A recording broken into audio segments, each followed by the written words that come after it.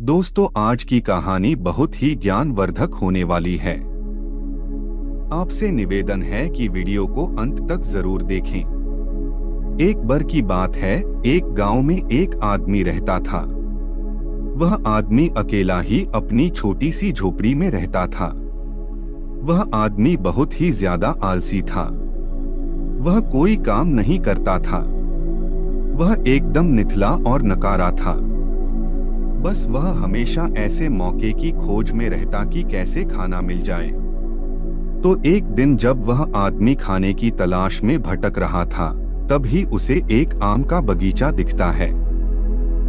वह कई दिनों से भूखा था, इसलिए वह खाने की तलाश में बगीचे के अंदर चला जाता है। वह जाकर वह देखता है कि बगीचे में अलग अलग और बहुत सारे पेड़ थे। तो वह एक पेड़ पर चढ़ जाता है। वह जैसे ही फल तोड़ने वाला होता है, लेकिन तभी अचानक वहां पर उस बगीचे का मालिक आ जाता है और उस आदमी को पेड़ पर चढ़ता हुआ देख लेते हैं और वह गुस्सा हो जाते हैं और उस आदमी को चिल्लाते हुए नीचे आने के लिए कहता है। लेकिन यह आदमी बगीचे के मालिक को देखकर डर जाता है और नीचे आने से मना कर देता है। तभी उस बगीचे का मालिक अंदर जाकर एक बड़ा सा डंडा लेकर आता है।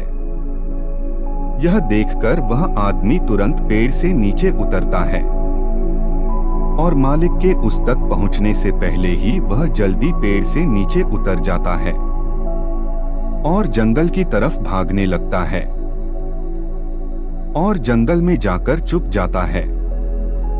तभी उसे एक लोमड़ी दिखती है जिसको सिर्फ 2 ही पैर थे और उसके 2 पैर टूटे हुए थे। वह जंगल में रिंगती हुई चल रही थी। यह देखने के बाद वह सोचता है कि यह लोमड़ी अब तक इस घने जंगल में जिंदा कैसे है। यह लोमड़ी भाग नहीं सकती, चल नहीं सकती, तो कैसे ही अपने लिए खाने का इंतजाम करती होगी और कैसे यह लोमड़ी अपने आप को इस घने जंगल में दूसरे जानवरों से बचती होगी।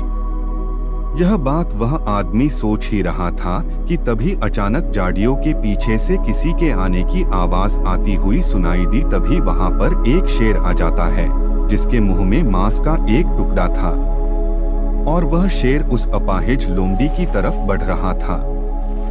शेर को देखकर दूसरे सारे जानवर वहां से भाग जाते हैं और अब वहां पर सिर्फ लोमड़ी रह जाती है और वहां से आदमी अपनी जान बचाने के लिए एक पेड़ पर चढ़ जाता है और फिर जो होता है उसे देखकर वह आदमी हैरान हो जाता है। उस लोमड़ी के सामने छोड़ देता है और शेर वहां से चला जाता है। यह नजारा देखने के बाद वह आदमी हैरान हो जाता है और ऊपर वाले की योजना देखकर वह मन ही मन खुश भी हो जाता है और तब ही वह सोचता है कि ईश्वर के पास सबके लिए कोई ना कोई योजना रहती है और अगर ईश्वर के पास इस लोमड़ी के लिए योजना है तो जरूर मेरे लिए भी उसके पास कोई ना कोई योजना जरूर होगी। और वहां आदमी वहां से थोड़े दूर आगे चला जाता है। तभी वह आलसी आदमी रोड के साइड में एक बड़ा सा पेड़ देखकर उसके नीचे बैठ जाता है, ये सोचकर कि मेरे लिए भी कोई ना कोई खाना लेकर जरूर आएगा। वो आदमी 2 दिन तक उसी जगह पर बैठकर इंतजार करता है, लेकिन कोई भी उसके लिए खाना लेकर नहीं आता। आखिरकार जब उसे भूख बर्दाश्त नहीं होती है तो वह खुद ही खाने की तलाश में निकाल पड़ता है। वह रास्ते से जा ही रहा था कि तब ही उसे रास्ते में एक बुजुर्ग आदमी मिलता है। वह आलसी आदमी उनसे कहता है कि मुझे भूख लगी है, आपके पास कुछ खाने के लिए होगा तो मुझे दे दो। तब ही वो बुजुर्ग आदमी उसे कुछ खाना और पानी दे देता है। खाना खाने के बाद वह आदमी उन बुजुर्ग आदमी से कहता है कि मैंने 2 दिन पहले जो देखा आप उस पर विश्वास नहीं करेंगे। ईश्वर के पास मेरे लिए भी कोई ना कोई योजना जरूर होगी। लेकिन ईश्वर उस लोमड़ी पर अपनी दया दिखाई और मुझ पर नहीं। मेरे लिए कोई भी खाना लेकर नहीं आया। तभी उन बुजुर्ग आदमी ने मुस्कुराते हुए कहा, ये सच है कि ईश्वर के पास सभी के लिए कोई ना कोई योजना तो जरूर होती है और तुम उसे गलत तरीके से समझ लिया। वह तुम्हें लोमड़ी नहीं बल्कि वो तुम्हें उस शेर की तरह बनाना चाहता था। दोस्तों, इस कहानी से हमें यह सीख मिलती है कि अगर हमारे जीवन ध्यान से देखें तो हमें यह पता चलेगा कि जिंदगी सबक से भरी पड़ी है और हर एक पल का एक दीप मतलब होता है। और सोचा कि वह लोमड़ी सिर्फ बैठी हुई है और वह सिर्फ इंतजार कर रही है कि कब उसके साथ अच्छी चीज होगी। लेकिन वह आदमी यह भूल गया था कि वह लोमड़ी मजबूर थी। लेकिन हम उस लोमड़ी की तरह मजबूर और लाचारी नहीं।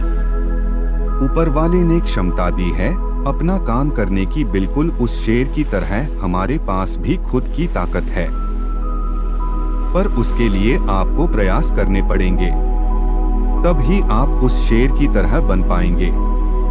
एक बार की बात है, एक राज्य में एक राजा था। उसका एक वफादार मंत्री था। राजा का मंत्री बहुत बुद्धिमान था। वह अक्सर कहा करता था कि जो भी होता है अच्छे के लिए होता है। एक बार राजा अपने सिंहासन पर बैठा था। मंत्री भी उसके बगल में ही बैठा था। अचानक मंत्री की तलवार राजा के पैर पर गिर गई और उसके पैर की एक उंगली कट गई।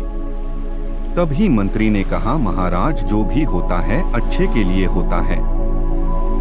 राजा ये सुनकर मंत्री से पूछा कि मेरी उंगली कट गई और तुम कह रहे हो कि ये अच्छे के लिए हुआ है, इसमें अच्छा क्या है? राजा गुस्सा हो गया और मंत्री को जेल में कैद करने का आदेश दे दिया। मंत्री को इस बात का कोई दुख नहीं हुआ और वह जेल जाते समय उसने राजा से फिर से कहा, जो भी होता है अच्छे के लिए होता है। राजा यह सुनकर हैरान हो गया। उसने सोचा कि यह कितना अजीब व्यक्ति है। वह जेल जा रहा है और कह रहा है कि जो भी होता है अच्छे के लिए होता है। इस घटना को अब 3 महीने बीत गए थे। एक दिन राजा अपने सैनिकों के साथ घोड़ों पर सवार होकर शिकार के लिए गए। वे सभी एक घने जंगल के अंदर चले गए।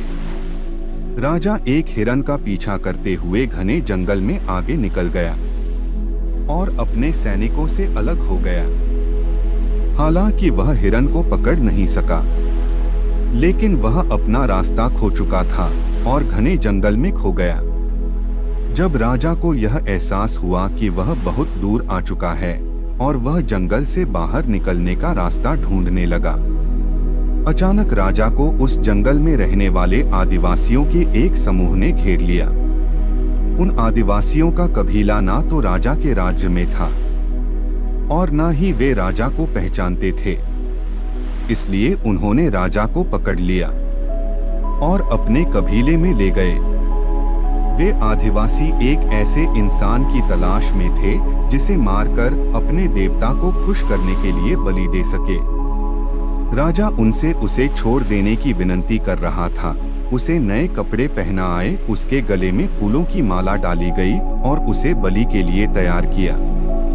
ठीक उसी समय जब वह राजा को मारने वाले थे, कबीले के मुखिया ने देखा कि राजा के पैर की एक उंगली कटी हुई है।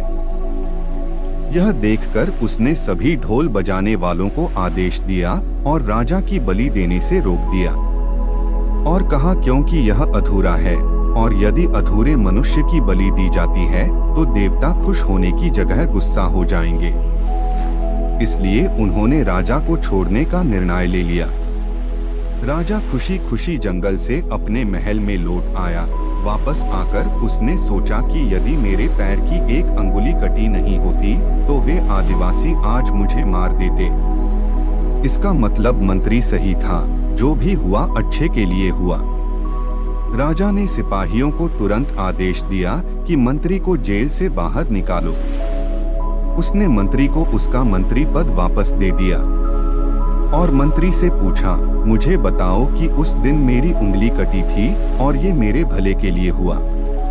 मैं यह समझ गया हूँ, लेकिन महाराज, आपकी कटी उंगली देखकर उन्होंने आपको छोड़ दिया। लेकिन मेरा शरीर पूर्ण था और यदि मैं आपके साथ होता तो वे मेरी बलि जरूर दे देते।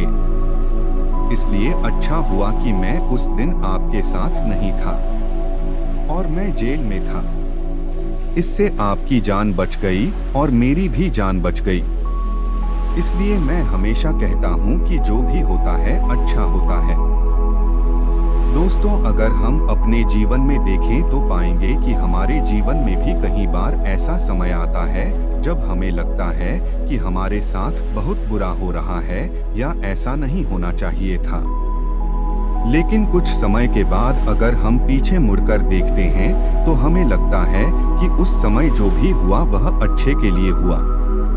असल हम प्रत्येक घटना को अपनी बुद्धि से आंकने का प्रयास करते हैं, लेकिन वास्तव में हमारी बुद्धि भी सीमित होती है। हम अपनी सीमित बुद्धि से किसी घटना के उचित या अनुचित होने का आकलन नहीं कर सकते हैं। पूरा संसार कर्म पर आधारित है।